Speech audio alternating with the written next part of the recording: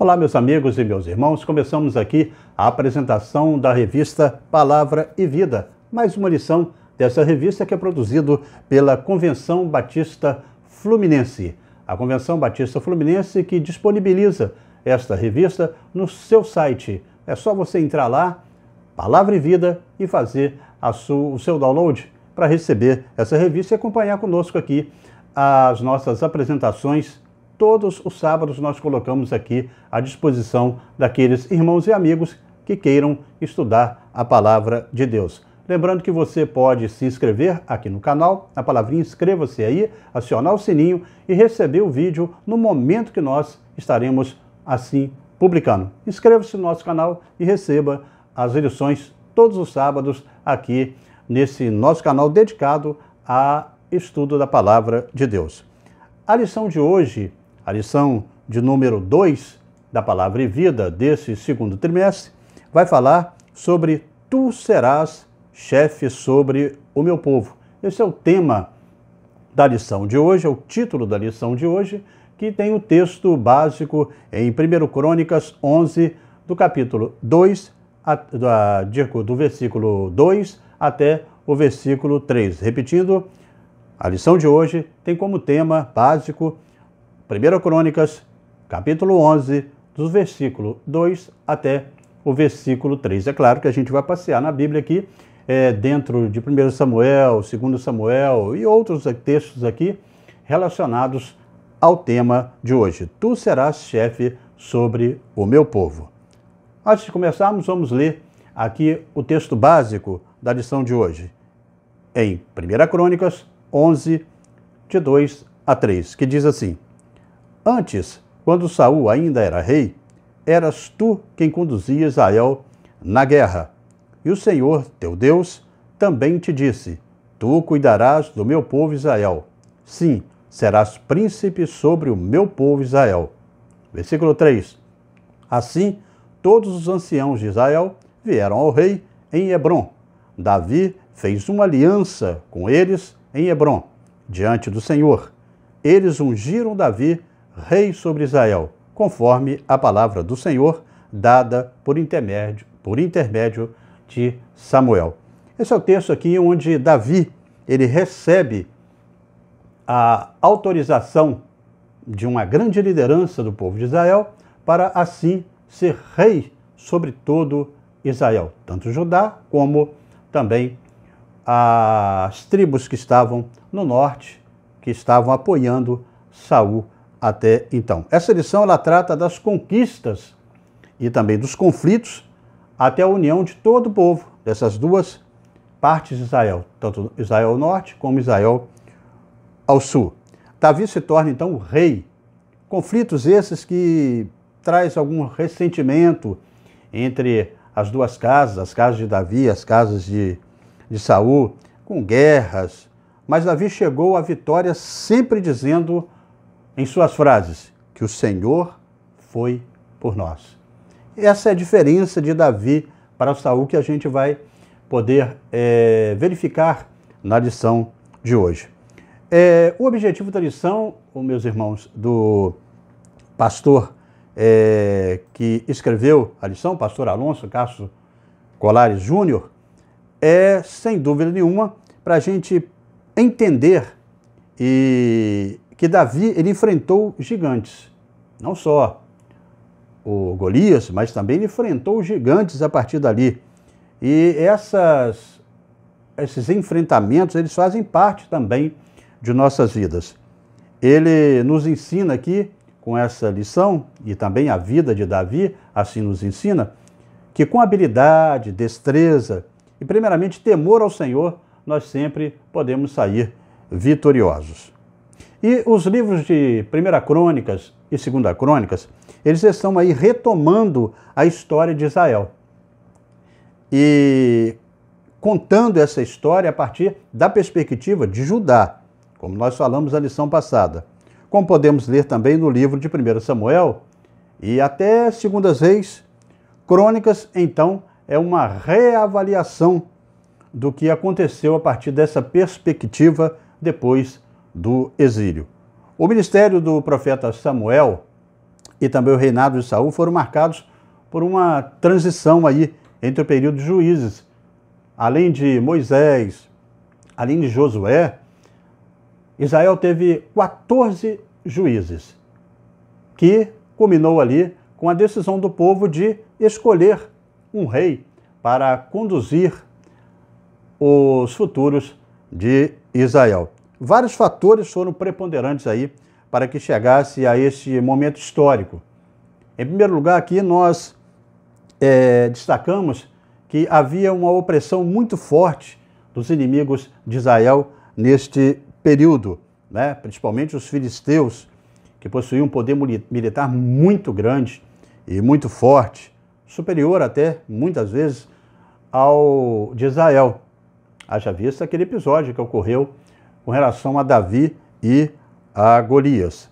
Em segundo lugar, a gente pode destacar também que havia uma necessidade de um rei, segundo a visão do povo de Israel, para que organizasse todo o aparato assim, do Estado de Israel para enfrentar esta tão grandiosa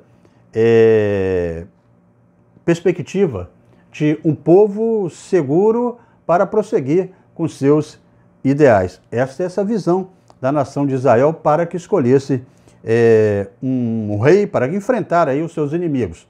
E por fim também, em terceiro lugar, o rei deveria ser o referencial para a adoração a Deus como um modelo exemplar, assim como foi o modelo de Moisés, assim como foi o modelo de Josué e alguns juízes que assim se apresentaram, alguns deles até profetas, que se apresentaram para o povo de Israel, que se apresentaram na direção e na condução do povo de Israel. Assim, o rei encararia aí a devoção do povo em um único ideal, que era conduzir o seu povo dentro de uma devida proteção, mas também conduzir o povo relacionado à sua visão para com Deus. Em 1 Samuel 31, versículo 1 e 2 aí, nós podemos ler o seguinte, vem retratando aí um período até derradeiro de Saul. Para a gente entrar aí na história da vida, a gente tem que entender um pouquinho o que aconteceu nesse reinado de Saul. E diz assim o versículo 1 Samuel, capítulo 31, do versículo 1 ao 2. Os filisteus lutaram contra Israel, e os israelitas fugiram de diante deles, e caíram mortos no monte de Gilboa. Os filisteus pressionaram Saul e seus filhos e mataram Jonatas, Abinadab, Malquissua, filhos de Saul. Assim, houve o término de grande parte da família de Saul. Os combatentes foram se tornando aí cada vez mais violentos nesse período da história de Israel contra Saul e cercaram o rei de Israel até que os flecheiros dos filisteus os atacaram e feriram gravemente a Saul e então o rei aí de Israel que ordenou ao seu escudeiro que lhe matasse, para não ser, segundo a palavra registrada aí em 1 Samuel, não ser envergonhado ao ser morto ou capturado pelos filisteus. Na negativa aí por parte do seu escudeiro, Saul então se jogou sobre a sua espada e assim morreu, dando um espaço aí para que a sua dinastia acabasse e iniciasse assim a dinastia de Davi. Após o reinado de Saul, que durou aí aproximadamente 43 anos, não se pensava em uma volta para aos tempos de juízes, por tudo aquilo que eu já falei aqui na lição relacionada à segurança do povo de Israel e também relacionado à visão de uma condução diferenciada do povo de Deus ali na terra prometida. Porém, as tribos do norte ainda estavam divididas sobre quem deveria ser o governante de Israel a partir de então. Havia os partidários da casa de Saul, não é? E os partidários da casa de Davi.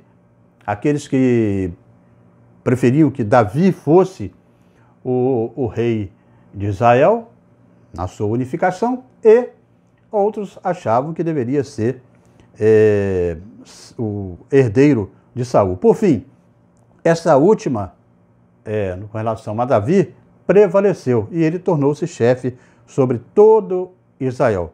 Todavia, o poder e as engenhosidades aí humanas sempre vêm acompanhadas de grandes armadilhas, que a gente assim pode notar nesse texto, tanto para o rei quanto também para o povo de Israel.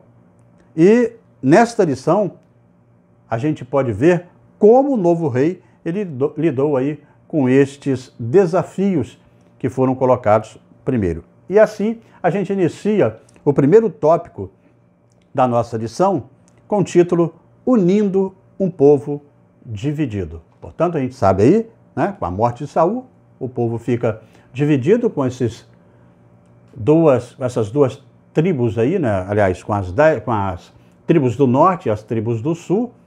E Saul, que tinha conduzido o povo, na sua maioria, com o reino do norte, e Davi, que estava ali no sul, com o Judá.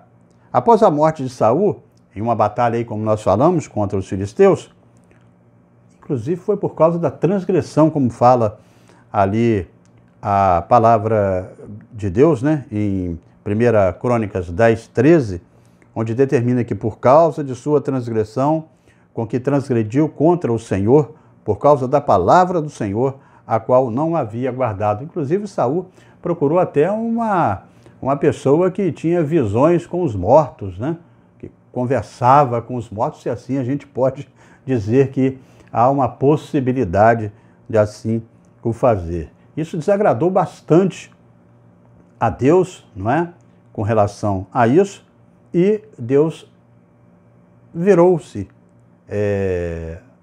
os seus olhos, desviou os seus olhos em relação a Saul, porque ele não conduzia o seu povo de acordo com as ordens de Deus. Davi, então, se torna aí o rei da tribo de Judá. Isso se dá aí por volta do ano de 1010 a.C. E ele inicia aí o seu reinado em Judá, mais precisamente em Hebrom. Esse período é marcado por uma guerra civil, uma grande forte divisão aí que se encontra com o povo de Israel. Os partidários do rei Saul coroaram o filho que lhe restou, o Isbosete. Inclusive a palavra Isbosete significa homem de vergonha. Então isso retrata muito bem o que era a casa de Saul, né, que envergonhou mesmo a Israel perante a face do Senhor. No entanto, o seu nome original parecia ser, como alguns registros, aparece Esbaal, que significa Baal existe. Ele era filho de Saul e foi escolhido aí para reinar na parte das tribos do norte, onde ali estava o rei Saul. Ao sul, então, mantinha Davi, filho de Jessé, como o rei daquele povoado ali de Judá. Assim, depois de aproximadamente 7 anos de batalhas, traições e muitos ressentimentos entre as duas casas, as casas de Davi e a casa de Davi e a casa de Saul, Isbosete ele perde a guerra, não para Davi, mas é destruído na batalha, morre na batalha, e abre-se espaço para que Davi pudesse reinar sobre todo o reino de Israel.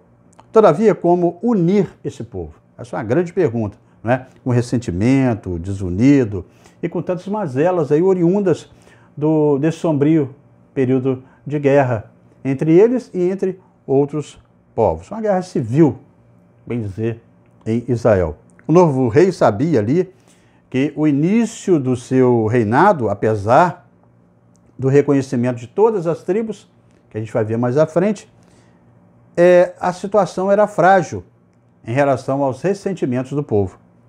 Assim, a sua estratégia foi trazer uma palavra de paz. Primeiramente, honrando aí o seu antecessor, Saul. Davi, ele não, de maneira alguma, ele se desfez dos feitos de Saul, mas ele honrou a casa de Saul.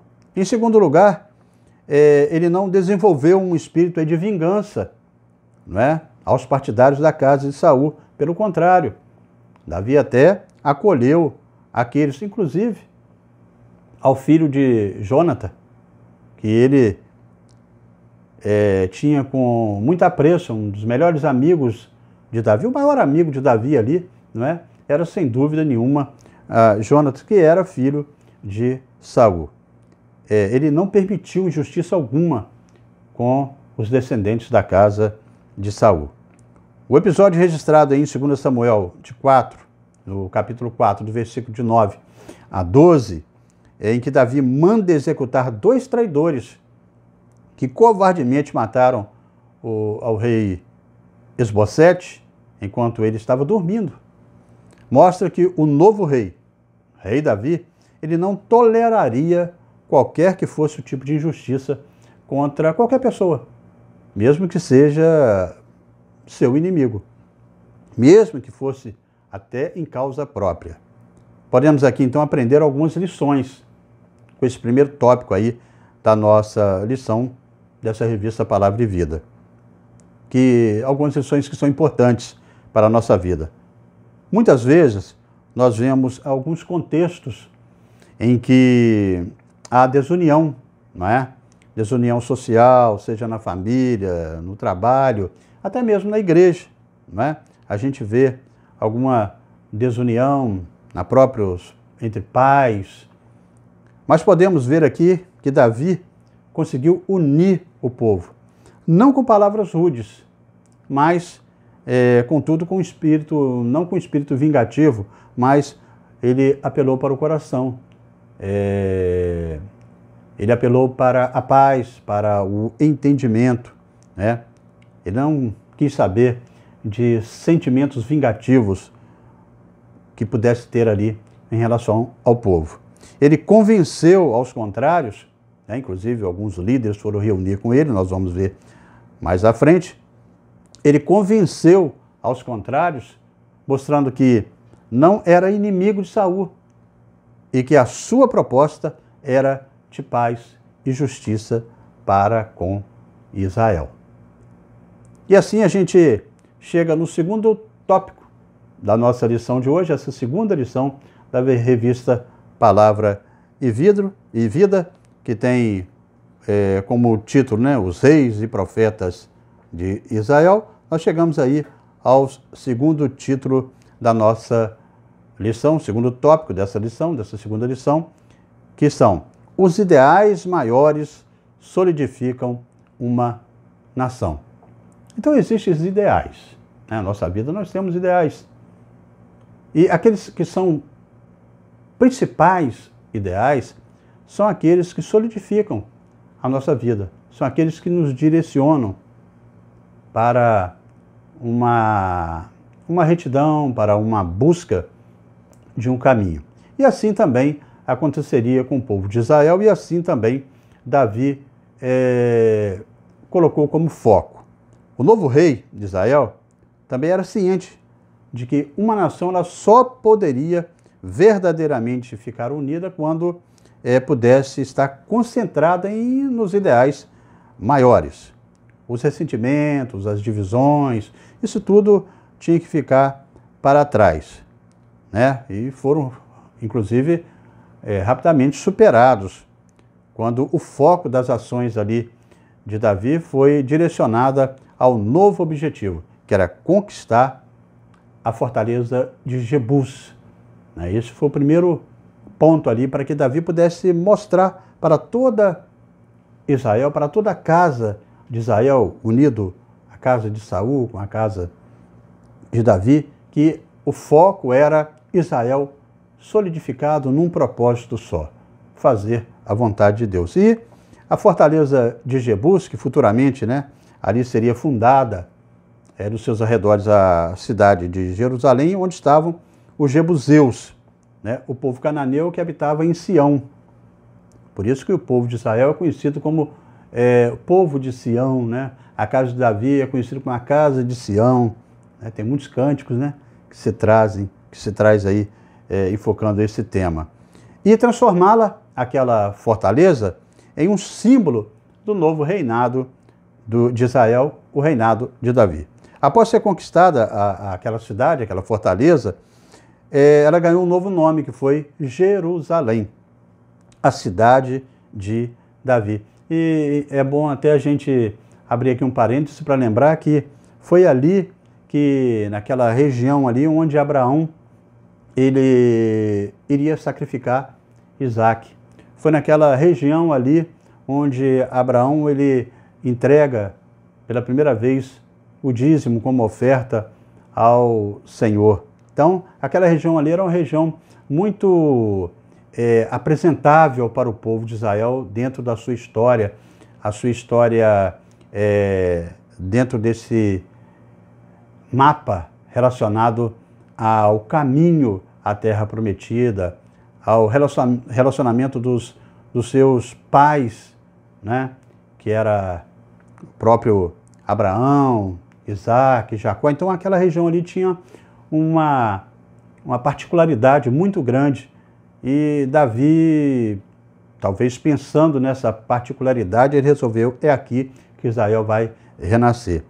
Joabe, que era da família de Davi, ele comandou aquela investida ali, foi o primeiro homem a entrar naquela região ali, e liderando aí um exército de Davi posteriormente, e assim ele passa a ser o homem de confiança de Davi e ganha até o comando do exército de Davi, que vai conduzir o povo de Israel dali para frente. Davi ele passa a morar naquela fortaleza, e por isso até é conhecida aquela região como a cidade de Davi. Ele passa a cada dia mais a ter o poder militar e de comando, porque o Senhor estava com ele. O exército de Davi era um dos maiores exércitos daquela região, né? A gente vai falar mais à frente, se você for verificar os nomes que aparecem aí na liderança e que foram não chamados, convocados, mas que espontaneamente procuraram Davi para lutar a sua guerra, né? Lutar pelos seus ideais. Era necessária então uma nova capital, né? No centro da terra prometida, identificada até mesmo por tudo isso que a gente tinha falado aqui com relação à sua história, a história de Israel. Era o centro da terra prometida e identificado com isso tudo, como uma grande conquista desse novo rei, o rei Davi. A conquista de Jerusalém, né, a fortaleza de Jebus, foi de suma importância aí no projeto de unir a nação, que estava essa região incrustada no centro de Israel, no centro do reino. Em um território que não podia ser reclamado por nenhuma tribo, né? Porque estava ali dentro deste contexto da nação. Outro elemento que unificou também o sentimento do povo de Israel foi o desprezo que os jebuseus eles trataram em relação ao exército de Davi. Está ali em 1 Crônicas 11, no versículo 5, onde os jebuseus falam, né? Tu não entrarás aqui. Isso foi um desafio muito grande para Davi. É um desafio para a gente também, né? Imagina quando fala, olha, aqui você não vai entrar com a palavra de Deus, aqui você não vai entrar com o evangelho. Isso é um chamado muito grande para a gente, tem que ser um desafio para a gente, né? Nós temos pontos no Brasil que nos desafiam, né, a levar o evangelho. E a gente tem que ter esse espírito guerreiro de Davi para ir e levar o evangelho, não somente na nossa terra, mas até aos confins da terra. Essa é a ordem de Jesus. O fato de os inimigos aí subestimarem o povo de Israel estabeleceu um elemento adicional, né? Foi uma estratégia até mesmo de unir a nação em uma nova empreitada, que era conquistar caminhos e unir todo Israel. Assim, as mágoas do passado foram superadas pelo desafio desse novo rei. Podemos também aprender aqui outra importante lição, esse segundo tópico. Ao ficarmos presos ao ressentimento e às mágoas do passado, nós esquecemos de focar a nossa mente, a nossa disposição em novos projetos e desafios. Às vezes a gente deixa de plantar igrejas por causa de mágoas do passado, por causa de picuinhas, né, que a gente pode assim dizer. Certamente não podemos ser vencedores se focarmos apenas nas coisas que nos entristeceram e nos dividiram lá no passado. Nós devemos pensar nos desafios que Deus tem colocado para a gente, né? Deus tem algo novo para cada um de nós e cada dia para que nós assim podemos desafiar a nossa jornada de fé. Outra lição também importante que a gente aprende nessa revista Palavra e Vida diz respeito a focar naquilo que é o principal, né? Focar naquilo que é o principal. Às vezes você deixa passar o principal e focando em coisas que são asteroides, né? Que não tem tanta influência assim. Focamos nos satélites e esquecemos naquilo que é o principal. Diante da necessidade da nova capital e do desprezo dos jebuseus, o povo de Israel se uniu a Davi e foram adiante. Assim, as diferenças se tornaram secundárias e não mais principal. Quando o povo de Deus está unido em um ideal maior, mais nobre, todas as diferenças elas vão por terra, né? Diferença de opinião, diferença de visões de mundo, isso vai ficando para trás. E é uma forma de operacionalizar, né, as coisas que tornam secundárias, né? Deixando de lado e focando naquilo que é principal. Sabemos então que estamos em uma batalha, não contra a carne nem contra o sangue, né? Mas sim contra os principados, contra as potestades, contra os príncipes das trevas deste século, contra as hostes espirituais de maldades, como o apóstolo Paulo deixa claro para a gente aí em Efésios 6:12. Esta, então, é, portanto, uma tarefa principal que devemos aí estar focando, que é unir o povo de Deus, vencer o mal, para que o Evangelho possa, assim, prevalecer. O terceiro tópico aqui da nossa lição, a segunda lição dessa revista Palavra e Vida, que tem um tema aí, os reis e os profetas de Israel, para esse trimestre. O terceiro tópico tem o título Creditando a Vitória ao Senhor, né? Davi estava conduzindo o povo, tinha vários guerreiros que a gente vai verificar aqui nesse tópico, mas ele acreditou a vitória não a ele, mas ao Senhor. Bem diferente de Saul, não é isso? Mas a vitória sobre o mal só é possível com a força do Senhor.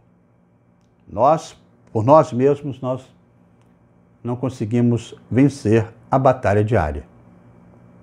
Que de lá, ano após ano, e diante de toda a nossa vida. Davi sabia disso. E o autor do livro de Crônicas também, 1 Crônicas 11:9, assim ele expressa: E ia Davi, cada vez mais aumentando e crescendo, porque o Senhor dos Exércitos era com ele. Esse é um tema muito importante. O Senhor dos Exércitos ia com ele. O Senhor dos Exércitos, o Deus de Israel, o nosso Deus, ele tem que estar em todas as nossas empreitadas. Não deixamos, não convocamos ele para as empreitadas secundárias. O Senhor dos Exércitos. Assim também tem que ser conosco em cada empreitada. A partir de 1 Crônicas, no capítulo 11, no versículo 11 também, tem uma relação dos guerreiros de Davi e seus feitos. Depois você dá uma paradinha e começa a ler ali, no capítulo 11, que começa a te dar nomes e o que aquelas pessoas fizeram. São guerreiros bravos que procuraram Davi para seguir com a obra. Os números de soldados ali de Davi eram mais que muitos exércitos de hoje. Se você for lá nesse texto que eu falei agora, de 1 Crônicas 11, você verá que ali tem os números. E olha, a somatória é de invejar muitos países, hein? Já no capítulo 12 aí de 1 Crônicas, vem a relação de aliados de Davi. Pessoas líderes que estavam tanto no norte como no sul, que procuraram Davi para também ali fechar essa parte política de Israel. Com efeito, havia um sentimento sincero do rei Davi que o marcaria por toda a sua vida, que dizia respeito à sua devoção a Deus. Davi era dependente de Deus. O rei Davi ele não julgava ser importante ou essencial para a nação, mas o que ele colocava, o que ele mostrava para o povo a qual ele liderava, que ele era um instrumento para o propósito de Deus. Ele não era o principal, mas um instrumento, como todos poderiam assim ser. Por isso, talvez, que muitos desses soldados procuraram Davi, desses ferozes soldados procuraram Davi para lutar a sua guerra. Por isso que muitos que detinham um poder político de concentrar o povo também procuraram Davi para essa empreitada. Então, Deus em Davi fez toda essa diferença, né, entre ele e seu antecessor, que foi Saul. Em conformidade com isso, um dos seus primeiros atos após a conquista de Jerusalém, né, da fortaleza de Jebus, foi fazer dela ali a capital do reino de Israel. Essa nova etapa de Israel, desse novo Israel que passa a surgir. Ele traz a arca, né, da aliança para fazer ali de Jerusalém o centro também da adoração ao Senhor. Essa nova empreitada aí uniu o povo, que a Arca da Aliança era o Deus presente ali, né, para aquele povo. Ali demonstrava que Israel não estava somente unido politicamente, mas também dentro da sua devoção a Deus, conforme é expresso em 1 Crônicas 13, de 1 a 5. A Arca da Aliança representava aí a presença de Deus no meio do seu povo. Assim havia um enorme simbolismo para Israel. Trazer a arca para a capital do reino era realmente unificar o povo na sua totalidade, né? E demonstrar que realmente Davi era o representante de Jacó, representante de Isaac, representante de Abraão, demonstrando assim que era aquela pessoa realmente escolhida para conduzir o povo de Israel. Davi sabia que a união com Deus, com o Deus de Israel, significaria também a união do povo de Israel. Porque tudo começa em Deus. Tudo começou no coração de Deus. Quando Deus escolheu Abraão, quando Deus escolheu aquele povo, Deus escolheu a fidelidade daquele povo. Por isso que aquela palavra, aquele diálogo de Deus com Abraão. E acima de tudo, ser uma bênção. Foi isso que Deus colocou para Abraão e isso que Deus colocou também para todos aqueles que iriam liderar para Israel. Ser uma bênção. E é isso quando Deus nos chama também. Deus nos chama para que nós possamos ser uma bênção aonde nós estivermos, né? E ele manteve o seu coração posto nesse princípio até o final do seu reino. 1 Reis 2, de 3 a 4, fala sobre isso. Essa é uma importante lição aí para o povo de Deus, ainda nos dias de hoje, como acabei de falar aqui. Nada nos une de forma mais contundente do que o nosso coração posto em Deus e também na sua obra, né? Na sua obra. As circunstâncias podem ser às vezes, nos desunir, nos desanimar, até nos fazer aí desistir em alguns momentos, né? Quando a gente fica chateado com alguém, com alguma situação, mas o nosso coração, ao voltar-se para o Senhor e para a sua obra, toda essa desunião se desfaz, né? E começamos aí a perceber que temos um forte laço que nos une, que é bem superior aos nossos atos egoísticos, né? Aos nossos atos de interesses próprios. O amor de Deus e a sua obra. Isso nos une. Concluindo aí, irmãos e amigos que estão nos acompanhando, o rei Davi enfrentou muitos desafios no início do seu reinado e também nos ensinou que com habilidade, destreza e, sobretudo, temor ao Senhor, ele foi vitorioso e superou todos os desafios. Certamente nós também enfrentaremos desafios, com certeza. Todos nós enfrentamos ao longo aí de nossa vida cristã muitos desafios. Cada dia é um desafio novo, né? Entretanto, nós só podemos ser vitoriosos se aplicarmos os mesmos princípios do rei Davi que ele aplicou aqui no início do seu governo em Israel.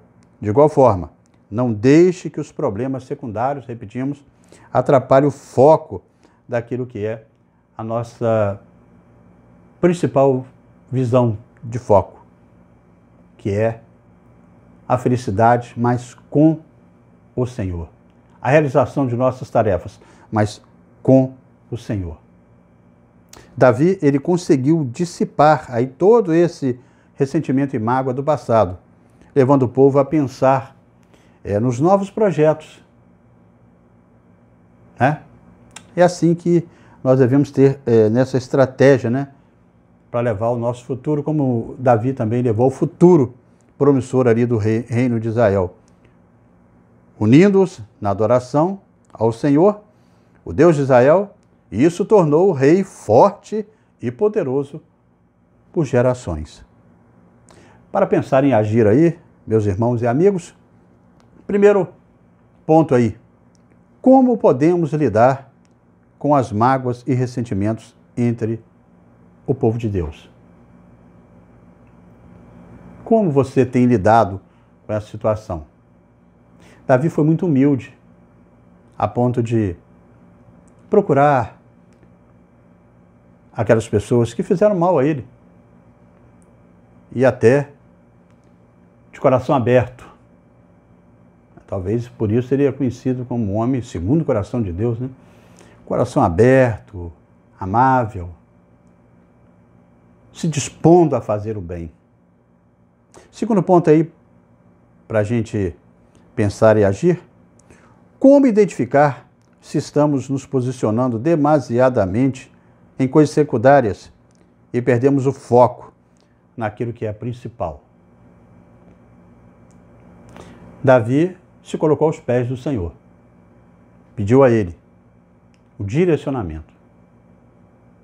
E é assim que a gente vai notar se a gente está fazendo aquilo que é para o nosso bem próprio ou se aquilo que nós estamos fazendo é para o bem maior, os propósitos que o Senhor tem para a nossa vida. Isso é o principal. O apóstolo Paulo, ele coloca assim, deixando as coisas velhas no passado, porque tudo se fez novo. Não é? E assim foi para Davi, não é? Deixou as coisas velhas no passado e tudo se fez novo. E assim também tem que ser em nossas vidas. As coisas que nos magoaram, as coisas que nos deixaram entristecidos, isso tem que ficar para trás. O que é o novo? Fazer a vontade do Senhor. O terceiro ponto aí, para a gente pensar e agir, um reino dividido não subsiste. Não é isso? Como Jesus mesmo disse em Marcos 3:24. Não tem como caminhar dividido. Quais as estratégias que podemos acolher para que nossa família, nosso trabalho e até mesmo a igreja não sofra com a desunião? O título aí, né, como coloca Marcos, no capítulo 3, versículo 24, é que tudo aquilo que está dividido não vai à frente. Não vai à frente. Né? É como se estivesse puxando um para o lado, outro para o outro. Imagine cada um segurando a ponta de uma corda. Se um puxar para um lado e para o outro, não vai chegar em nenhum lugar, não é? Não vai sair do lugar. Agora, se unidos forem em uma só direção, com certeza vão chegar muito longe. Então é assim que nós devemos analisar, pensar e agir. Que essa possa ser a nossa visão relacionado àquilo que Deus tem colocado para a sua vida, aquilo que Deus tem colocado para a sua igreja, que aquilo que Deus tem colocado para você conduzir não só os seus propósitos dentro da igreja, mas também os seus propósitos dentro da sua vida particular, no seu trabalho, na sua família, com seus amigos, enfim, com todos. Então, que essa revista você pode ir lá, de novo, eu falo para você, lá no site da revista da Convenção Batista Brasileira, Palavra e Vida, e você pode fazer o download para estudar junto com a gente aqui. Então, assim nós terminamos a nossa segunda lição e eu peço a você, antes de você terminar aí de desconectar, né, do vídeo, entre no nosso canal aí embaixo, né, e inscreva-se no canal para que você possa receber uma nova lição a cada momento que nós assim publicarmos. Você se inscreve e também aciona o sino da notificação para que você possa receber o vídeo no momento que assim nós publicarmos. Nós estaremos voltando na próxima lição, trazendo aqui para vocês, né, no próximo sábado. A gente sempre publica aqui aos sábados uma nova lição. Então, o título da nova lição que nós estaremos estudando para o próximo sábado, aqui no nosso canal, será o seguinte tema: um nome como os grandes da terra. Um nome como os grandes nomes da terra é o tema da nossa lição que vem, a nossa terceira lição aqui da nossa revista Palavra e Vida. Isso você pode até adiantar aí, não é? Para anotar aí no seu caderninho que o texto básico dessa nova lição, a próxima lição, está em 1 Crônicas 17, de 7 até o versículo 8. Repetindo, 1 Crônicas 17, de 7 a 8. Um grande abraço, amigos e irmãos, e nós voltaremos na próxima lição, se Deus assim nos permitir. Amém?